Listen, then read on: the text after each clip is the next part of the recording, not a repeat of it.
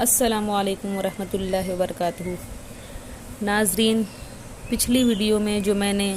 خوشگوار زندگی کے رہنما اصول میں سے 2 اصول آپ کے سامنے بیان کیے تھے، اب آپ اس ویڈیو میں خوشگوار زندگی کے رہنما اصول میں سے کچھ اصول اور بھی ملاحظہ کریں۔ ناظرین، آپ لوگوں سے ایک درخواست ہے، آپ لوگ برائے مہربانی میرے ویڈیو کو پورا دیکھا کریں، یہ آپ لوگوں کی طرف سے میرے لیے ایک بڑا سپورٹ ہوگا۔ آئیے بڑھتے ہیں ویڈیو کی طرف۔ ناظرین، تیسرا اصول ہے تقوی۔ تقوی دنیا کے دکھوں، تکلیفوں اور پریشانیوں سے نجات پانے کے لیے اور خصوصاً ان لوگوں کے لیے ایک نسخہ کیمیا ہے جو بے روزگاری، غربت اور قرضوں کی وجہ سے انتہائی پریشان حال اور سرگرداں رہتے ہوں۔ تقوی سے مراد اللہ تعالیٰ سے ایسا خوف کھانا ہے جو بندے کو اللہ تعالیٰ کی نافرمانی اور حرام کام سے روک دے، اور جب کسی انسان کے دل میں اللہ تعالیٰ کا ایسا ڈر اور خوف پیدا ہو جاتا ہے جس کی وجہ سے وہ پرہیزگار بن جاتا ہے اور تمام حرام کاموں سے اجتناب کرنے لگ جاتا ہے، تو اس سے اللہ تعالیٰ کا یہ وعدہ ہے کہ وَمَن يَتَّقِ اللَّهَ يَجْعَل لَّهُ مَخْرَجًا وَيَرْزُقْهُ مِنْ حَيْثُ لَا يَحْتَسِبُ، اور جو شخص اللہ تعالیٰ سے ڈرتا ہے اللہ اس کے لیے مشکلات سے نکلنے کی کوئی نہ کوئی راہ پیدا کر دیتا ہے اور اسے ایسی جگہ سے رزق دیتا ہے جہاں سے اسے وہم و گمان بھی نہیں ہوتا،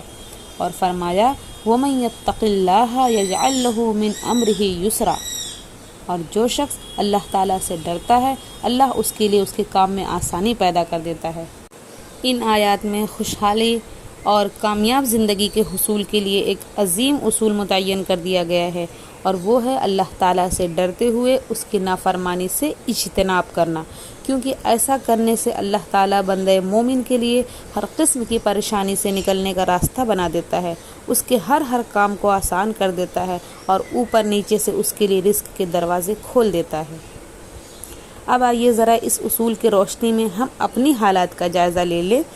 ایک طرف تو ہم خوشحال اور کامیاب زندگی کی تمنا رکھتے ہیں اور دوسری طرف اللہ تعالیٰ کی نافرمانیاں بھی کرتے رہتے ہیں، مثلا نمازوں میں سستی اور غفلت، جھوٹ، غیبت، چغل خوری، سودی لین دین، والدین اور قرابت داروں سے بدسلوکی، فلم بینی اور گانے سننا وغیرہ۔ بھلا بتلائیے، کیا ایسی حالت میں خوشحالی اور سعادت مندی نصیب ہو سکتی ہے، اور کیا اس طرح پریشانیوں کا ازالہ ہو سکتا ہے؟ ہمیں یہ بات یاد رکھنی چاہیے کہ نافرمانیوں کی موجودگی میں خوشحالی کا نصیب ہونا تو دور کی بات ہے، موجودہ نعمتوں کے چھن جانے کا بھی خطرہ ہوتا ہے۔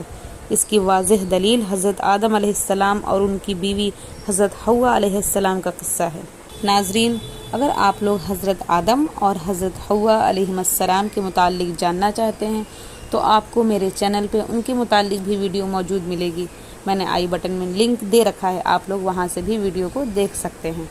اسی طرح ابلیس کا قصہ ہے، اللہ تعالیٰ نے اسے حضرت آدم علیہ السلام کے سامنے سجدہ ریز ہونے کا حکم دیا، لیکن اس نے تکبر کرتے ہوئے سجدہ ریز ہونے سے انکار کر دیا۔ پھر نتیجہ کیا نکلا؟ اللہ تعالیٰ نے اسے ہمیشہ کے لیے ملعون قرار دے دیا۔ یہ صرف ایک سجدہ چھوڑنے کی سزا تھی، اور آج بہت سارے مسلمان کئی سجدے چھوڑ دیتے ہیں، 5 وقت کی نماز فرض نمازوں میں سے منمانی کرتے ہیں، تو کیا اس طرح ان کی زندگی کامرانیوں سے ہمکنار ہو سکے گی؟ بلکہ ستم بالائے ستم یہ ہے کہ آج بہت سارے لوگ کئی برائیوں کو برائیاں ہی تصور نہیں کرتے اور بلا خوف و تردد ان کا ارتکاب کرتے ہیں۔ لہٰذا ضرورت اس بات کی ہے کہ ہم اپنے گریبان میں منہ ڈال کر سنجیدگی سے اپنا جائزہ لیں اور اپنی اصلاح کرنے کی کوشش کریں۔ جب ہم خود اپنی اصلاح کریں گے اور اپنا دامن اللہ تعالیٰ کے نافرمانیوں سے بچائیں گے تو یقیناً اللہ تعالیٰ بھی ہماری حالت پر رحم فرمائے گا اور ہمیں خوشحال زندگی نصیب کرے گا۔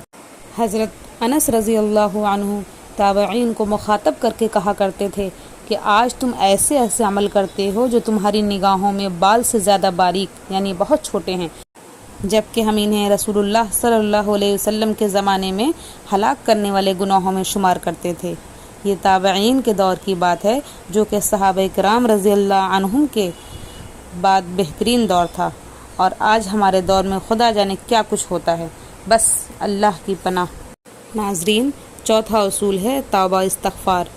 انسان پر جو مصیبت آتی ہے، چاہے جسمانی بیماری کی صورت میں ہو یا ذہنی اور روحانی اذیت کے شکل میں، چاہے کاروباری پریشانی ہو یا خاندانی لڑائی جھگڑوں کا دکھ اور صدمہ ہو، ہر قسم کی مصیبت اس کی اپنے گناہوں کی وجہ سے آتی ہے۔ اس لیے اسے اس سے نجات پانے کے لیے فوراً سچی توبہ کرتے ہوئے اللہ تعالیٰ سے معافی مانگنی چاہیے، کیونکہ اللہ تعالیٰ توبہ کرنے والوں سے محبت کرتا ہے اور ان کی پریشانیوں اور مصیبتوں کا ازالہ کر کے انہیں خوشحال بنا دیتا ہے۔ اللہ تعالیٰ فرماتے ہیں وَمَا أَصَابَكُم مِّن مُّصِيبَةٍ فَبِمَا كَسَبَتْ أَيْدِيكُمْ وَيَعْفُو عَن كَثِيرٍ، اور تمہیں جو مصیبت بھی آتی ہے تمہارے اپنے کرتوتوں کے سبب سے آتی ہے، اور وہ تمہارے بہت سارے گناہوں سے درگزر بھی کر جاتا ہے۔ توبہ استغفار کے فوائد بیان کرتے ہوئے اللہ تعالیٰ فرماتا ہے فَقُلْتُ اسْتَغْفِرُوا رَبَّكُمْ إِنَّهُ كَانَ غَفَّارًا يُرْسِلِ السَّمَاءَ عَلَيْكُمْ مِدْرَارًا وَيُمْدِدْكُمْ بِأَمْوَالٍ وَبَنِينَ وَيَجْعَلْ لَكُمْ جَنَّاتٍ وَيَجْعَلْ لَكُمْ أَنْهَارًا۔ بس میں نوح علیہ السلام نے کہا تم سب اپنے رب سے معافی مانگ لو، بلا شبہ وہ بڑا معاف کرنے والا ہے، وہ تم پر آسمان سے خوب بارشیں برسائے گا، مال اور بیٹوں سے تمہاری مدد کرے گا، تمہارے لیے باغات پیدا کرے گا اور نہریں جاری کر دے گا۔ ان آیات میں استغفار کے جو فوائد ذکر کیے گئے ہیں، موسلا دھار بارشیں، مال و اولاد سے مدد، باغات اور نہریں، یہ سب دراصل انسانوں کی خوشحالی اور سعادت مندی کی علامت ہیں، اور یہ استغفار سے ہی نصیب ہوتے ہیں۔ ناظرین، پانچواں اصول ہے دعا۔ کامیاب اور خوشحال زندگی کے حصول کا پانچواں اصول دعا ہے، یعنی اللہ تعالیٰ سے خوشحالی کا اور مشکلات، غموں اور صدموں سے نجات پانے کا سوال کرنا، کیونکہ خوشحالی کے تمام خزانوں کی چابیاں اللہ رب العزت ہی کے پاس ہیں، اور مصائب و آلام سے نجات دلانے والا اس کے سوا اور کوئی نہیں۔ اور بندہ مومن جب اللہ تعالیٰ کے سامنے اپنے دونوں ہاتھ اٹھاتا ہے تو اللہ تعالیٰ کو شرم آتی ہے کہ وہ انہیں خالی لوٹا دے، جیسا کہ صحیح حدیث سے ثابت ہے۔